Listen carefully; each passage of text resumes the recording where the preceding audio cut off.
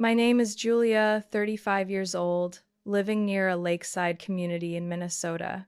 10 years ago, I was a financial analyst.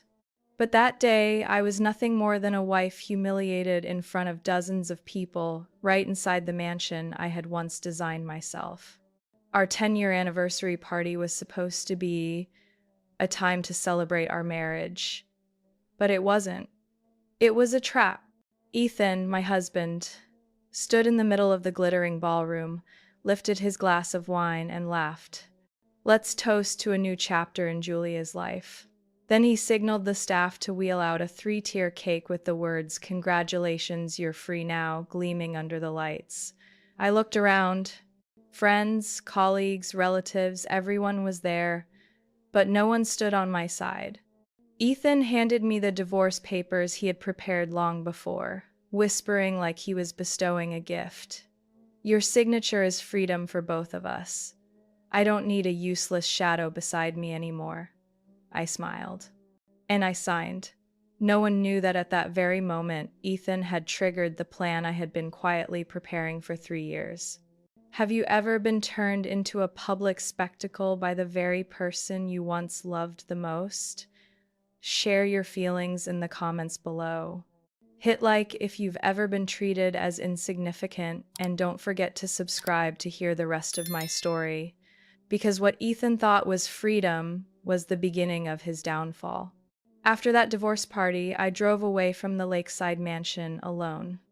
The night wind blew cold, whispering through rows of pine trees rustling in the dark. I didn't turn on music. I didn't switch on the car's interior lights. Only the dashboard glowed faintly. I needed silence. I needed to replay in my mind the laughter of every person standing around that cake, the smug looks when Ethan declared I was a burden cut loose, the hollow congratulations his friends gave one another, as if I were just an asset he had liquidated. That wasn't the end. It was the beginning. We had met 10 years ago at a financial seminar in Chicago. Back then, I was one of 3 women presenting. Ethan, with his knife-sharp smile and eyes that always glistened, as if hiding something, was the fundraising director for a real estate startup. He approached me after my presentation, handed me a glass of wine, and said, "I've never heard anyone analyze long-term returns with such calm clarity." A month later, I agreed to a date. 6 months later, I moved in with him to a small apartment on the outskirts of Minneapolis. And a year later, we were married. Ethan always made people believe they were choosing freely. In reality, he was the one setting the stage, the lighting, the sound, and the script guiding every choice to where he wanted. It took me 2 years to realize that. And by then, I was no longer Julia, the respected analyst. I was just Ethan's wife, the brilliant CEO of Harrison Realty Group. To the world, I looked like a lucky woman. No job to worry about. Every morning, sipping coffee in a marble-tiled kitchen, flipping through financial papers for fun, and every evening picking gowns for cocktail parties. But in truth, I was the one calculating cash flow, analyzing the risks of each land parcel, mapping capital routes, meeting bank directors privately to negotiate interest rates. Ethan never understood why we're so low. All he had to do was read the presentation I had already prepared, meet the investors with his polished charm, and sign the contract. Gradually, I stopped appearing at company events. Ethan told me I need a single image for the media to work with. I understood. Alone, he was easier to turn into a legend. With me beside him, people might start asking, who's really behind this meteoric growth? So I stepped back. But I didn't disappear. I rented a small apartment about 15 miles from our main house. To be precise, I owned it before the marriage, bought with savings and bonuses from my time at Capital Point Partners. No one knew I still kept the keys, still went there once a week, still opened the safe hidden behind an old painting on the wall. What was in that safe? Drafts of Harrison Realty's first investment plans, marked with my handwritten revisions. emails between me and bank executives when negotiating the suburban street Paul land deal, a marketing strategy I created for the Homes for Young Americans campaign. The original contract with Wexford Construction One, Ethan once told reporters had come from a dream he had while walking the dog. I didn't have a dog, and I never took walks with him. At first, I kept everything out of professional habit, in case I needed to cross-check later in case of a legal misstep. But by the third year of marriage, when Ethan began to change, when gratitude vanished, when arrogance replaced admiration, when I found pictures of him dining with a new female employee online while telling me he had late meetings, I started recording not just to archive but to protect myself. "We're partners," I once told Ethan on an April night, after seeing yet another project I had proposed being credited solely to him in the press. He just chuckled, raised his glass, and said, "Don't worry about that stuff, Julia. You already have everything. I need this to keep the company growing." "You don't understand media." I stayed silent, but in my mind, one door closed and another opened. From then on, I began collecting evidence.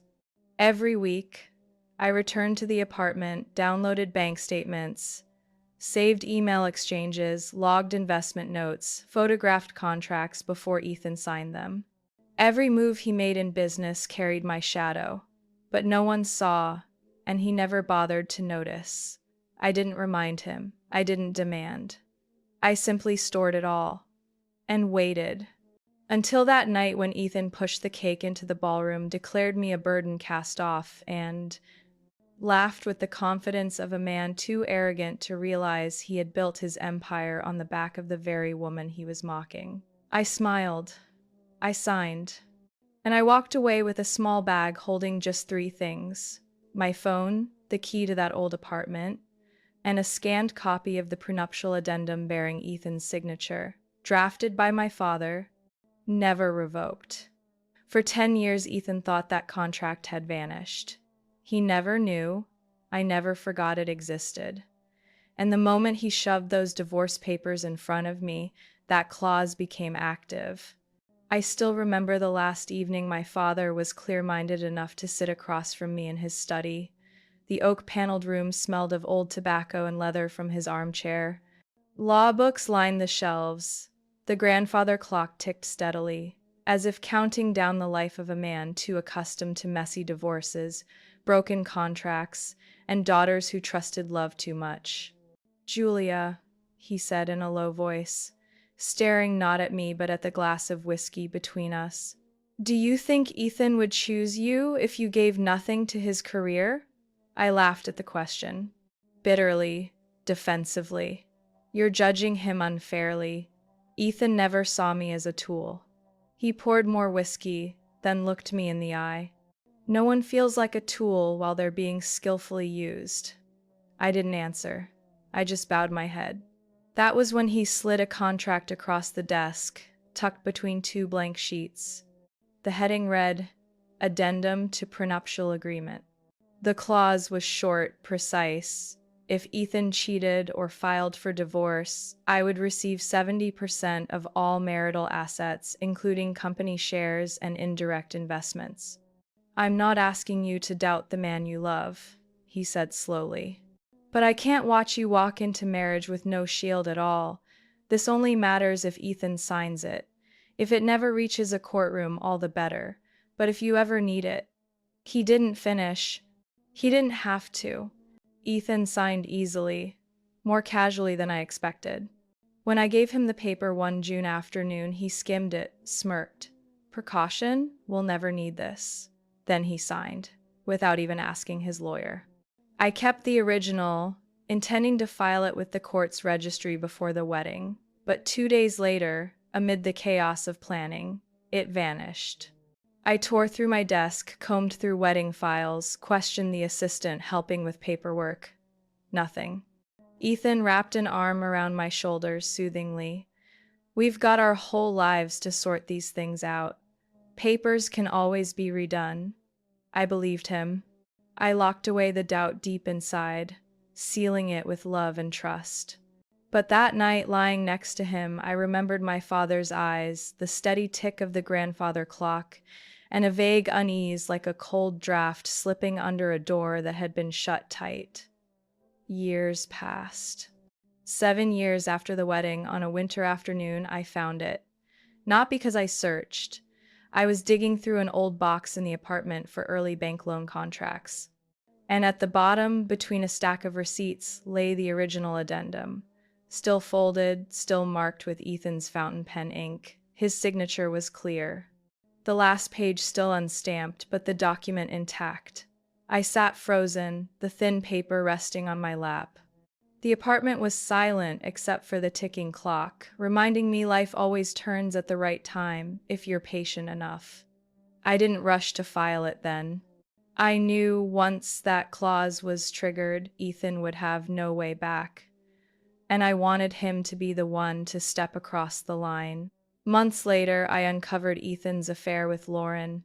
She was young, pretty, had an MBA from a mediocre school, but knew how to shine in meetings. Ethan said she was just a promising employee. I didn't argue. I quietly printed hotel receipts, stacking them. Some weeks they met 4 nights. I didn't cry, I didn't rage. I just went back to the apartment, opened the safe, pulled out the contract, smoothed it flat, and photographed it silently. I didn't alert my lawyer yet. I wanted Ethan to open the last door himself. And he did. At that anniversary party, under falling confetti, under the indifferent eyes of his friends, under that cold cake with the words he thought were my ending, when I signed the divorce papers he handed me, I already saw the map clearly in my mind. And my father's contract was the first piece. The piece Ethan never knew he had already given me. I started noticing Lauren more when she appeared at strategy board meetings, though her job was only internal marketing. At first, she sat at the end of the table, silent. Soon, she moved closer to Ethan. Every time he spoke, she laughed a bit too long. Whenever I asked about market data, she jumped in sweetly. "We'll take care of that right away, Julia." I said nothing. I reacted to nothing. I just watched. And remembered, one Friday afternoon, I dropped by the office unannounced. Ethan said he was meeting investors downtown. But as I walked past his office, the door was ajar, and I heard Lauren's laugh. When I pushed it open, only a dim floor lamp glowed over 2 half-empty wine glasses. She turned, startled. "I thought you left already." "I never said I was going anywhere." She forced a smile, grabbing a stack of files as a cover for how comfortable she clearly was. I didn't say another word. I stepped in, glanced at Ethan's planner on the desk. The page was blank, no investor names at all. That night, Ethan came home late. I didn't ask. He was still wearing his dark blue shirt, the collar unbuttoned, a faint smell of alcohol lingering. When I placed a glass of water on the table beside the sofa, he muttered, "What a tiring day." "Meeting investors at hotels is always tiring," I replied without looking at him. He nodded. He had no idea I was referring to a meeting that never existed. I'm not the jealous type, but I'm extremely sensitive to lies, and even more to coincidences, especially when that coincidence carried the name Lauren Caldwell. I knew the Caldwell name wasn't common in real estate. Years ago, my father had partnered with a close friend, a state judge who had helped him navigate complicated inheritance cases and investment contract disputes. I had met him a few times as a child, a tall man with a deep, steady voice. His name was Gerald Caldwell. I started digging. It didn't take long to confirm that Lauren Caldwell was Judge Gerald's only granddaughter. She had graduated from a small private university in Illinois, briefly worked at a law firm before switching to real estate marketing. But what stopped me cold was the timing of when she joined Harrison Realty. About 6 months before I rediscovered the prenuptial addendum bearing Ethan's signature. I began to wonder, was my entire marriage ever truly accidental? I pulled out old wedding photos, guest lists, the sign-in book. Gerald's name wasn't there, but Lauren's was. She had attended the wedding as a guest of the Caldwell family. Back then, I hadn't noticed, assuming she was a distant relative of my father's friend. Thinking back, I suddenly remembered Gerald's gaze at my engagement party, standing beside my father, champagne glass in hand but untouched. There had been something in his eyes, a quiet regret, a silent knowing. I sat all night at my desk, opening old emails, cross-checking contracts, tracing dates. Lauren's presence wasn't chance. Everything lined up too neatly, too perfectly. I called one of my father's old acquaintances, Henry Dawson, who had once worked as a legal aide at the law office my father founded. He still remembered me, his voice warm and familiar. "I need to ask something personal, not related to the firm," I began. "I'm listening, Julia. Did my father and Judge Caldwell ever have a falling out?" There was a pause. "That's not a casual question, is it?" I stayed silent. "They had an unspoken conflict.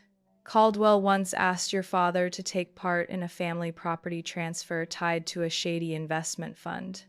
Your father refused, even filed a report with the Judicial Ethics Committee. After that, they never spoke again." I closed my eyes. My temples throbbed faintly. Lauren, Caldwell's granddaughter, close to Ethan, fully aware of who I was.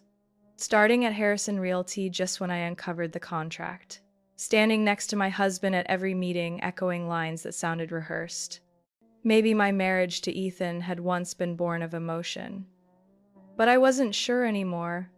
I began to think someone or several someones had seen a future I couldn't. And they had arranged it like a chess game. I, unknowingly, had been the queen placed in position, powerful, but set up to be controlled once I was strong enough. I needed more answers. I had to confirm the true connection between Lauren and Ethan. I had to know if the people sitting around that polished boardroom table where I once thought we were building strategy had in fact been quietly using my hand to sketch out an empire I was never meant to own. The text arrived on a Monday morning. My phone lit up with an unknown number. Just one sentence and 3 photos attached. "You deserve to know this before everything slips out of your hands." The photos were sharp, undeniable. Ethan, seated in the lobby of a luxury Chicago hotel, across from an Asian man in a navy suit. One shot showed them shaking hands. Another, a laptop and printed contracts open on the table, alongside a bottle of Glenfiddich 21-year-old whiskey uncorked. On a notepad, one bold line was visible: "Share transfer proposal, Harrison Realty Group." I sat frozen in the apartment, phone in hand, my heart pounding heavy as stone. Not from shock, but because all the puzzle pieces were finally clicking into place. I typed back, "Who sent this to me?" The reply came almost instantly: "The man Ethan calls the roadblock." 20 minutes later, I received an email. Attached was a compressed file, password protected. Another text followed: "The password is the day Ethan fired me." I sat at the desk, opened my old company calendars, sifted through internal HR updates I had quietly saved each month. April 6th. A staff report noted Michael Turner, contract terminated. Reason: conduct inconsistent with company growth direction. I typed in 0604. The file opened. Over 40 pages of documents. Unsigned contracts, cash flow breakdowns, emails with Singapore investors, a chart of post, restructuring, share distribution. My name wasn't on a single page. Every asset, every property chain would be shifted into an offshore trust under Ethan and a so-called strategic partner. I dialed the unknown number. A man's voice answered, slightly husky but steady. "I've been waiting for this call." "Michael Turner?" "That's me." "Why now?" "Because before I was just a paid employee. Now I'm the betrayed one. Did you think Ethan only cast you aside? I built his financial web. But when I asked him one simple question, does Julia know? His answer was, she doesn't need to. She has no share. I leaned back in the chair. And you kept everything? I'm no hero, but I'm not stupid either. I need someone who can actually do something with this data. And you're the only one with the motive to flip the board. We agreed to meet at a small cafe tucked behind the North City bus terminal. Michael looked much as he had the last time I saw him at the office, light blue shirt, hair tied neatly back, eyes steady but weighed with the guilt of someone who'd once gone along but wasn't too late to turn back. He slid a folder across the table. I printed the essentials, easier to read. I opened it. Numbers sprawled across every page. Each line pointed to one truth. Ethan was preparing to erase me from the empire I had helped build. Michael rested his chin on his hand, watching me. I want nothing except this. If you bring Ethan down, let him know I didn't stay silent out of fear. I stayed quiet because I was waiting for the right moment. I nodded. How long will you help me? As long as it takes. As long as you don't back down. I allowed myself the faintest smile for the first time in weeks. I signed his divorce papers at his own celebration. Not to surrender, but to begin. From that day, Michael became the only person I trusted enough to share the plan with. Each week, we met in my small apartment. The desk turned into a battlefield of papers. The living room wall was covered in diagrams linking names and accounts. I rewrote every critical timeline. Michael dissected every transfer.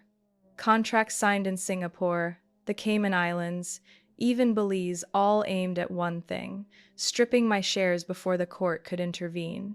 I whispered, "He thinks I don't have the contract." Michael looked up. "But you do?" I opened the drawer, handed him the notarized copy from the previous week. He froze for a moment. "This signature, it will wipe Ethan clean out." I nodded, fingers tightening on the cold coffee mug in my hand. And not just assets. His reputation, his position, the loyalty of every so-called ally. We didn't call it revenge. To me, it was redistribution. To Michael, it was justice. For Ethan, he still didn't realize that every email, every signature, every deal was tightening the rope he had tied around himself. And I, with the silence of someone who once loved, was pulling it taut, loop by loop. By day, I still walked beside Ethan, as if there was no crack in the marriage he thought he controlled. I still attended groundbreakings, charity galas, partner luncheons, local papers, publishing photos of us as a power couple. I chose simple, elegant dresses enough to stand out, never enough to overshadow Ethan. He still liked to stand at the center of the frame, grinning beside banners with the company's name. I stood slightly off to the right, head tilted politely when praised. No one noticed that when cameras flashed as Ethan signed deals. My hand rested lightly on a leather bag hiding a professional-grade recorder, favored by investigative journalists. In the mornings, I shared coffee with Ethan in our white marble kitchen. He talked about market strategies, attracting young buyers with virtual reality tours, the keynote speeches he was invited to give. I nodded, occasionally asking guiding questions, never challenging, never offering personal opinions. At night, once Ethan was asleep or off at his so-called late-night networking events, I drove 30 minutes to the small apartment. Michael was always waiting, hunched over his laptop, the screen glowing with decoded bank transfers from multiple sources. Each session uncovered another layer of Ethan's elaborate system for hiding assets offshore. "This is the third Cayman account I've tracked this week," Michael said, scrolling through the transactions. "The fund is called R&G Properties. Registered director, someone named Gregory Liu, but the address is an abandoned office in Belize." I leaned back, eyes fixed on the figures. R and G, could it stand for Raymond and Gregory? Very likely. And this Gregory was Ethan's financial advisor back in his startup days. What about the intermediaries? Three of them are related to Lauren. One is a cousin on her mother's side. One co-founded a consulting firm that's since shut down. The last was once a personal secretary to Judge Caldwell, Lauren's grandfather. I didn't answer. I only tapped my fingers lightly against the table. A whole system had been built to drown me, piece by piece. But they forgot that I was born into the family of Richard Hargrave, a man who always taught me that the law is a double-edged sword. And if you learn to hold it properly, you can slice through even the thickest web. We divided the work like two old soldiers trudging through a swamp, not rushing, not careless, but never stopping. Besides Michael, I quietly built another connection, an alliance no one could have predicted, Isabella Reed. I met her at a real estate and hospitality conference in Boston, where Ethan had been invited to speak on a panel.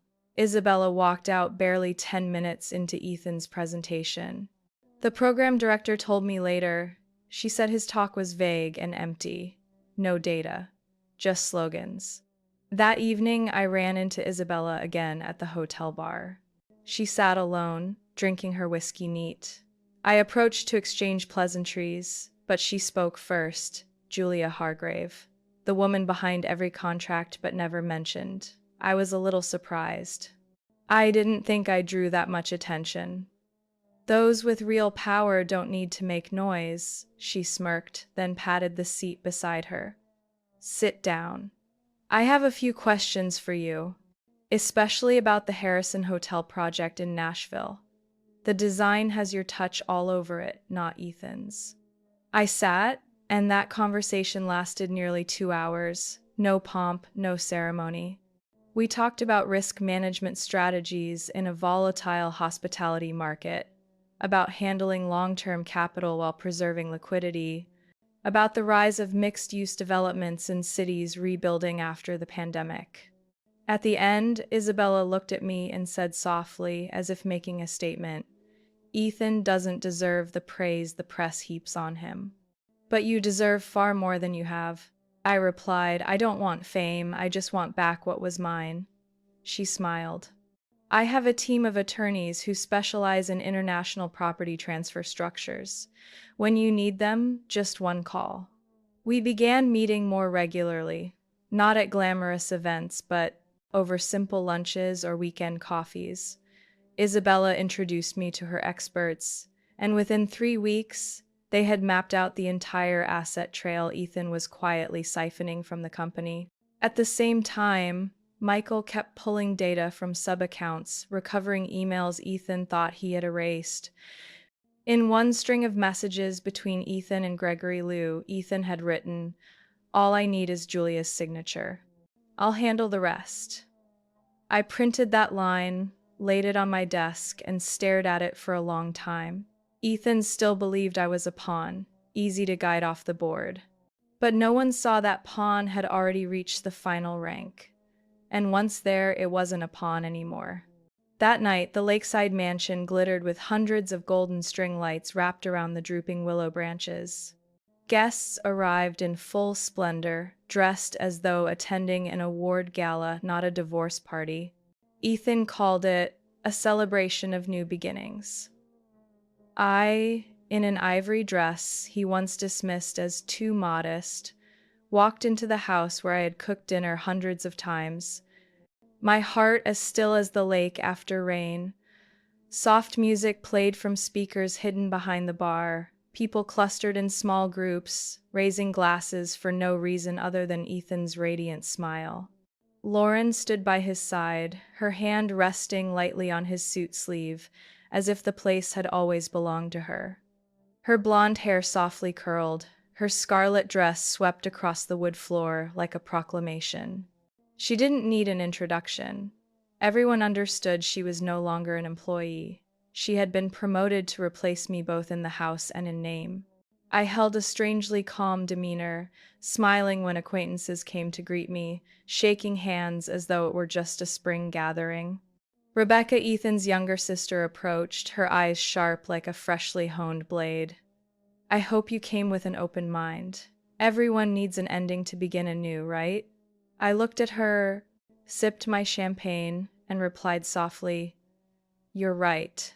Some endings are the best thing that can happen. She froze, her smile faltering for a beat.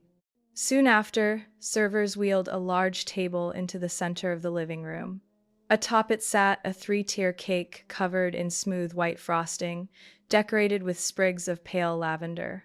But the inscription drew every eye. Congratulations, you're free now. Laughter rippled like waves.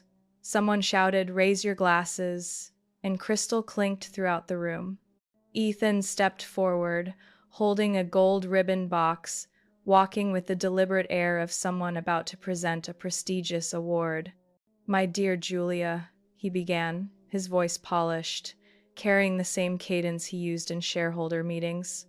Tonight isn't just a divorce party, it's a graduation. You've completed a long journey, and like any graduate, you deserve a reward. He opened the box and pulled out a thick stack of papers stamped in red. Finalized divorce documents, already filed with the court. All you need is your signature, Ethan said, lips curling upward, and you'll truly be free. And so will I. I took the papers, glanced through the familiar lines. Around me, whispers rose. Lauren gripped her glass tighter behind Ethan, waiting for my collapse, my fury, or at least a tear from the woman she thought she had replaced seamlessly. I drew a fountain pen from my purse, uncapped it, and set the nib on my printed name. My signature flowed smoothly, without hesitation. Finished, I capped the pen and placed the file back in Ethan's hands. I wish you find happiness quickly, I said lightly, as if seeing someone off at an airport. And don't forget to keep those papers safe. They'll determine the rest of your life. Ethan laughed, stunned for a second before wrapping his arm around Lauren and turning to accept congratulations. Someone clapped him on the back. Another laughed. She really signed. No. Tears? I didn't care. I stepped back, surveying the room as though through glass. All eyes fixed on the revelry, no one realizing my signature wasn't surrender. It was the switch that activated every clause in the contract Ethan thought lost forever. The agreement my father drafted, signed by Ethan himself, stating that if he ended the marriage, I would claim 70% of all marital assets. And now, with this divorce decree initiated by Ethan, staged as a spectacle before hundreds of witnesses, including shareholders, partners, and reporters, every legal condition was fully satisfied. As I walked toward the exit, a man waited in the back garden. He wore a long coat, holding a worn leather briefcase. Michael Turner. We've got what we need, he said without greeting. I recorded Ethan's entire speech. Video, audio, even the moment he handed over the papers. It's irrefutable evidence. I looked at him, my voice steady, and those people laughing inside will soon realize they applauded the very performance that made them the most damning witnesses. Michael nodded. Tomorrow morning, I'll deliver the footage to your attorney. As for the Cayman accounts, I traced the transfer point. Ethan moved shares into a fund called Horizon Line. But Horizon is financed by a company owned by Lauren. I smiled faintly without bitterness. So both were complicit. Good. We don't need to twist the truth. Just bring it to light. Inside, confetti cannons fired. The music swelled. Someone chanted Ethan's name. But I stood in the cool Minnesota night, watching headlights shimmer across the lake's surface, my heart strangely calm. That party wasn't an ending, it was the prologue. The next morning, before the sun fully broke the horizon, I was already in my lawyer's office, holding a steaming cup of coffee. Outside, Seattle's sky was heavy, gray clouds dragging across skyscrapers, as though warning of a coming storm. Yet, inside me, everything felt lighter. Not because it was over, but because, for the first time in years, I wasn't waiting for someone else to dictate my fate. On the desk lay a copy of the prenuptial addendum, the document Ethan once dismissed as irrelevant. Now, every line, every seal had become indisputable evidence. His signature intact, the date valid, the clause clear.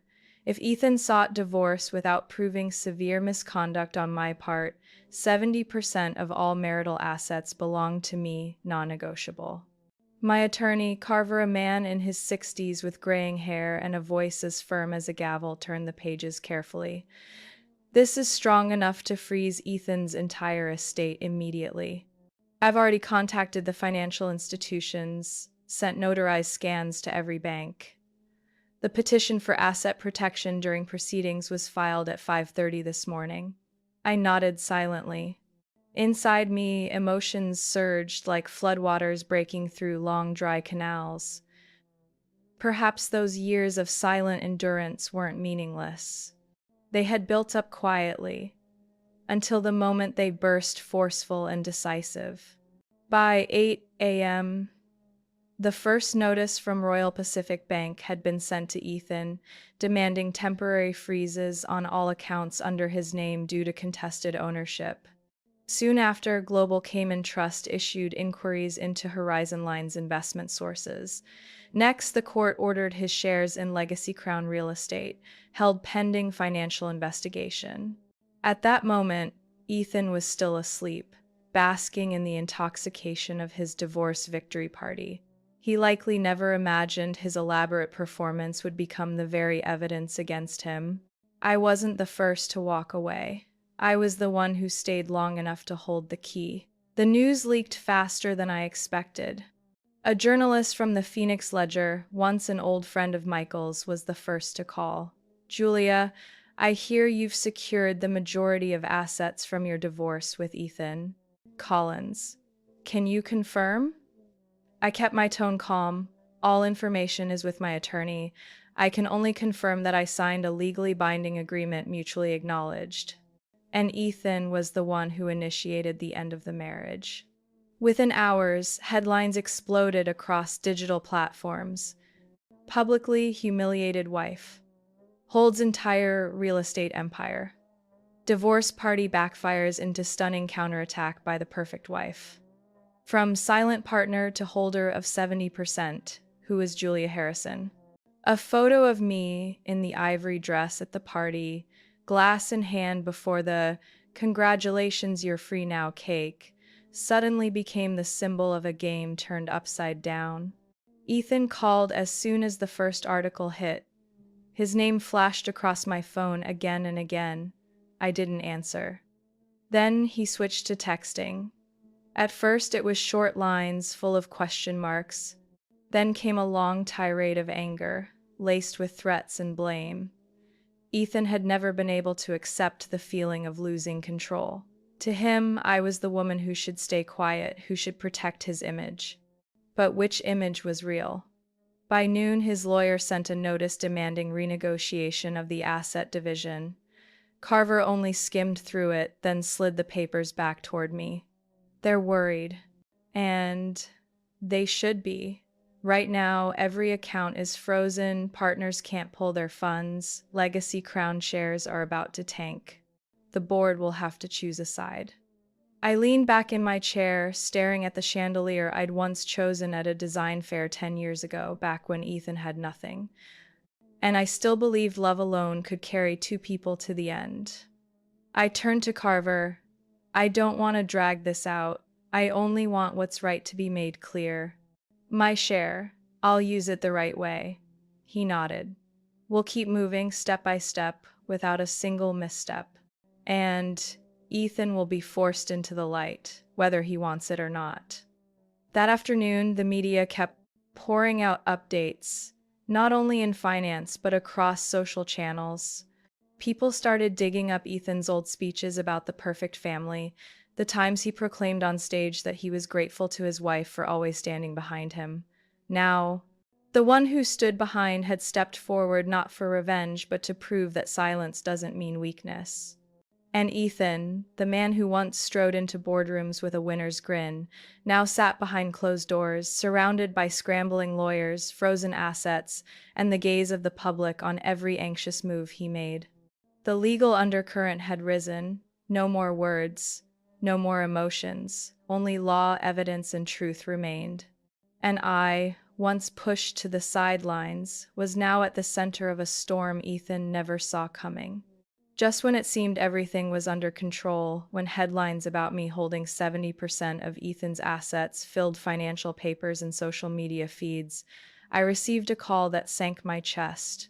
The caller was Nicole, my former assistant, who had quit 3 months earlier after a tense argument with Ethan I never fully understood.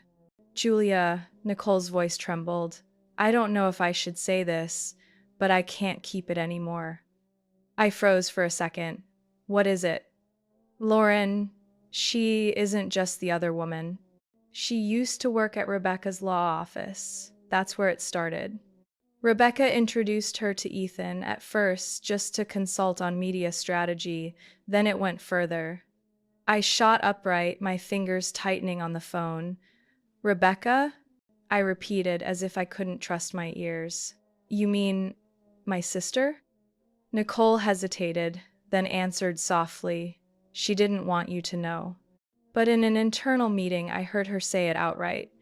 Julia lives too comfortably. She doesn't understand that life is a series of selections, and I'm tired of being the flawless shadow. The words pierced straight through me, sharp as a blade, but cold as Mang. Stone. I had never once thought to doubt Rebecca. Even though we weren't close like some sisters, I always believed at least there was decency between us. Nicole went on, her voice growing smaller.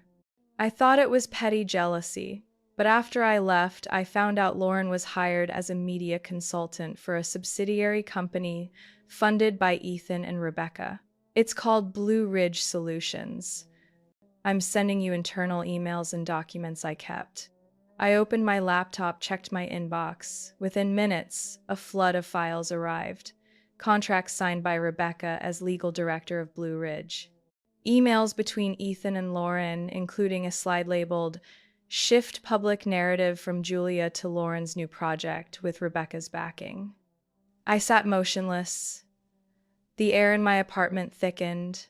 I could hear the clock ticking each beat on the wall. Every email, every line of text cut into my memories, into the dinners Rebecca cooked for me after our mother died, into the advice she gave before I married Ethan. All of it had been nothing but a curtain for a plan years in the making. I called Carver immediately after. He listened without interrupting. When I finished, his voice was low and steady. What do you want from Rebecca? I looked out the window, at the branches swaying faintly in the wind.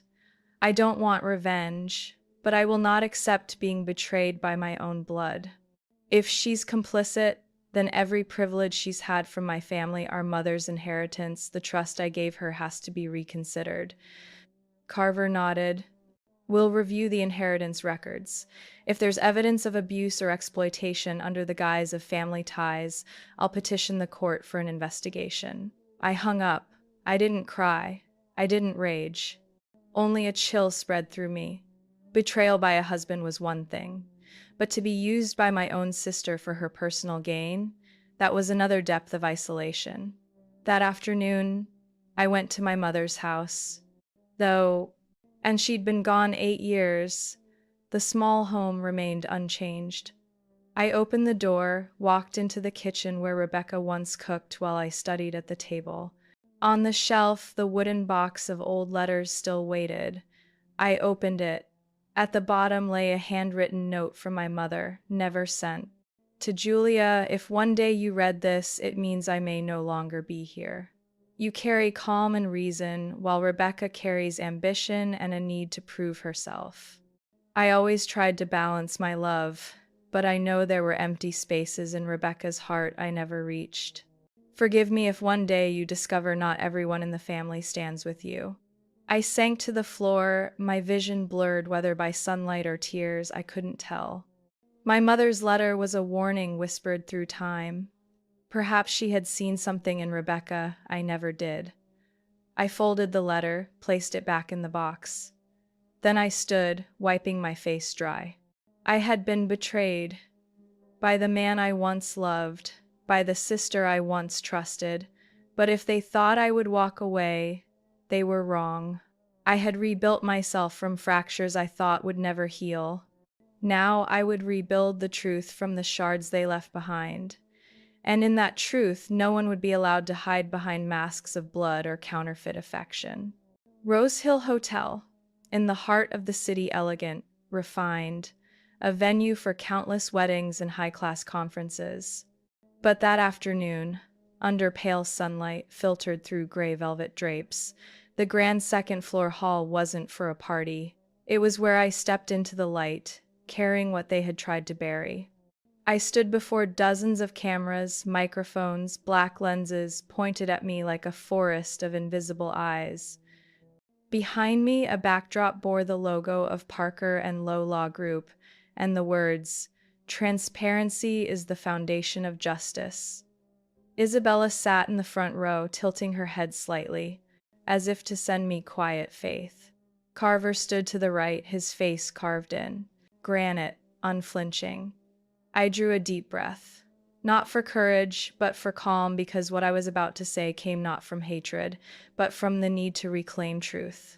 "My name is Julia Harrison," I began, my voice deliberate, each word sharp and steady. "I stand here not because of a divorce, but because of a system manipulated where those under the guise of family turned honor, assets, and trust into tools for their own gain." Camera shutters clicked rapidly. I opened the folder on the podium, pulling out a notarized copy of the prenuptial agreement. "This is the original, signed by Ethan Harrison, defining asset division if one party unilaterally ended the marriage. Ethan filed for divorce, meaning 70% of all marital assets, including company shares, real estate, and investment accounts, belong to me." I paused, letting my words settle. A murmur spread among the reporters. Many had heard leaks, but none dared confirm until I said it aloud. "And it doesn't stop there," I continued. "We have uncovered and documented evidence showing that Ethan Harrison, under the cover of subsidiaries and real estate projects, engaged in money laundering, tax evasion, and falsified bank loan records to withdraw cash illegally." Noise surged through the room. I raised a hand and nodded to Carver. He handed me an encrypted hard drive, which I set on the podium. "On this drive," I said, "are emails, bank statements, and transfer contracts between Harrison Realty and a chain of shell companies overseas, all authenticated by an independent audit team and already delivered to the Financial Crimes Division this morning." A tall man in a dark blue suit stepped up. Strong build, angular face, eyes unwavering. I introduced him. "This is Michael Grant, former chief financial officer of Harrison Realty for 3 years. He resigned after uncovering irregularities and facing internal pressure. Today, he's willing to confirm everything before the public." Michael nodded, pulling a detailed report from his case. His voice was firm. "I warned Ethan multiple times. Instead of addressing the issues, he reassigned me, then forced me out. I have clear proof of 7 questionable transfers sent to the same offshore account, under the name of a woman called Lauren Mayfield." The room seemed to hold its breath as her name echoed. I didn't need to explain further. Everyone knew Lauren was the woman who had walked the red carpet with Ethan at his divorce party. Reporters erupted, shouting questions. Is Lauren the figurehead behind the laundering companies? Will Harrison Realty face shutdown? Julia, do you intend to press criminal charges against Ethan? I answered simply, the law will decide. I trust the justice system. And then another door opened. More than 10 former employees of Harrison Realty, dressed in plain clothes, walked into the hall. They didn't need to speak. Their steady gaze, their very presence, was proof enough. One woman, I remembered her name was Hannah, stepped up to the microphone. We were forced to sign falsified reports. Anyone who resisted was reassigned or fired. I used to think I was too small to speak up. But today, with Miss Julia standing here, I know I can't stay silent anymore. The first scattered claps rose, then spread across the room. I squeezed Hannah's hand gently when she returned to her seat, a silent thank you. Moments later, a reporter from a major financial paper raised his hand. There are reports that your sister, Mrs. Rebecca Whitmore, is connected to the founding of Blue Ridge alongside Ethan Harrison. Do you have a comment? I turned to the screen behind me, where Carver had prepared a copy of the incorporation documents, Rebecca's signature visible under the line marked founding shareholder.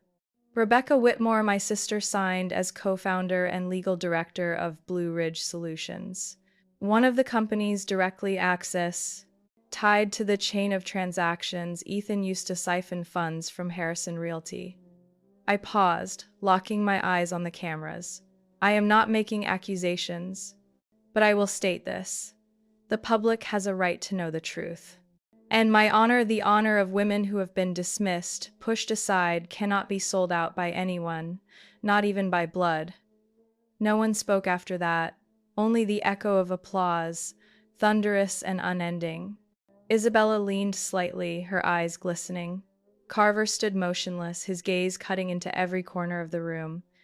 And in that moment, I was no longer the abandoned wife at a public divorce. I was the woman rewriting her story with law, with truth, and with a pride no one could extinguish.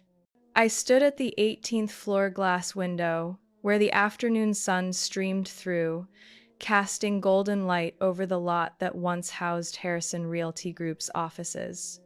Now a new sign hung there, Moore & Co. Properties. Not a name chosen to spite the family that once scorned my mother, but a way to etch into stone the memory of a woman who taught me self-respect, who showed me how to stand firm even when the world turned its back. I still remembered the day I announced the name change. The boardroom was silent.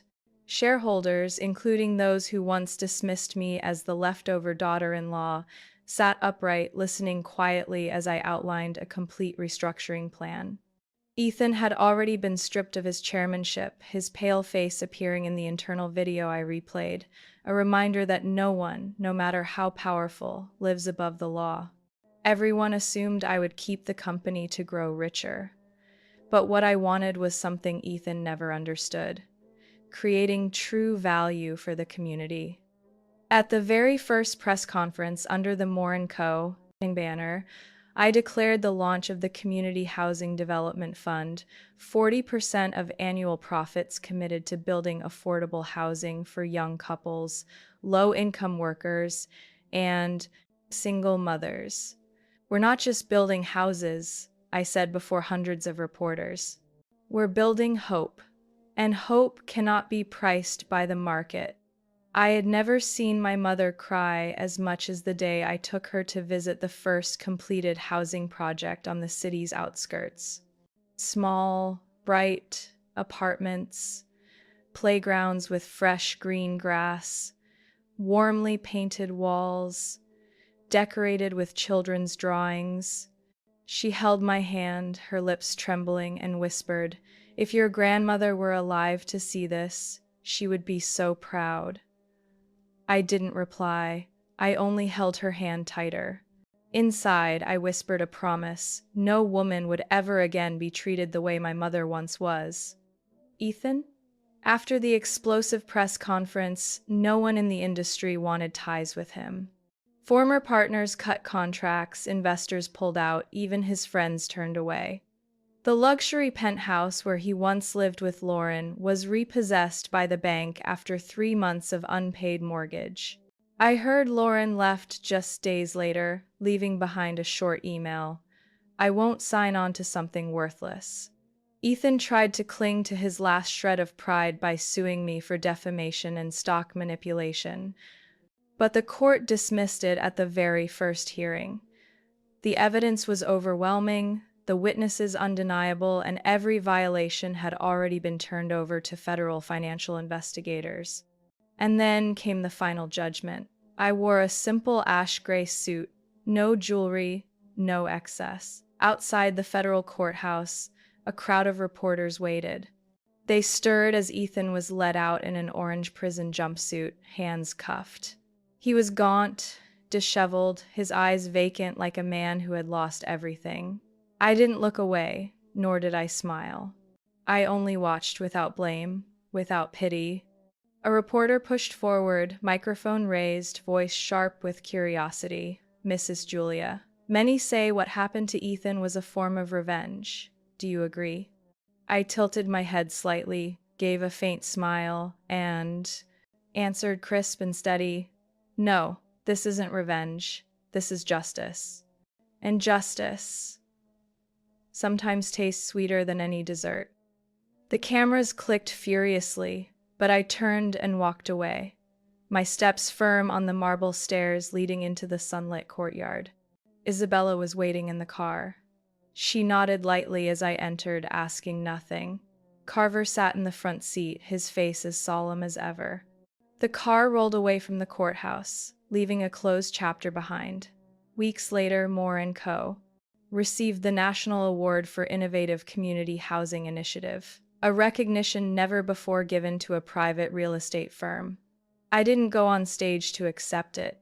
Instead, I sent Hannah, the same employee who had once stood by me at the press conference, to represent us. Her voice trembled slightly as she spoke, but I sat in the audience smiling with pride, not because of the award, but because the journey was complete. Not the way someone else once mapped for me, but by my own hands, my heart, and a calm that needed no revenge. To live decently, transparently, and never forget who you are, that was enough. And what about you? What would you do if someone who shared your blood, someone who once held your hand at your wedding, turned out to be the one driving the knife into your heart? If one day you had to choose between forgiving to forget or standing up to reclaim justice, what would you choose? I didn't seek retaliation, nor do I think what I did was noble. I only believe every woman deserves to be heard, to be respected, and to have the right to protect what she has built with her whole heart. What about you? Have you ever experienced something similar in your family, your marriage, or your workplace? Share your story in the comments below. Maybe your voice will inspire someone lost in pain they think they can't survive. And if stories like this touch something in your heart about family, betrayal, or how a woman can rise again after being broken, don't forget to follow the channel. I'll continue telling real stories, the hidden corners of family life, the costly lessons we often learn only through tears. Because sometimes within what seems like loss, a new path opens where you can finally be yourself, stronger and freer than ever before.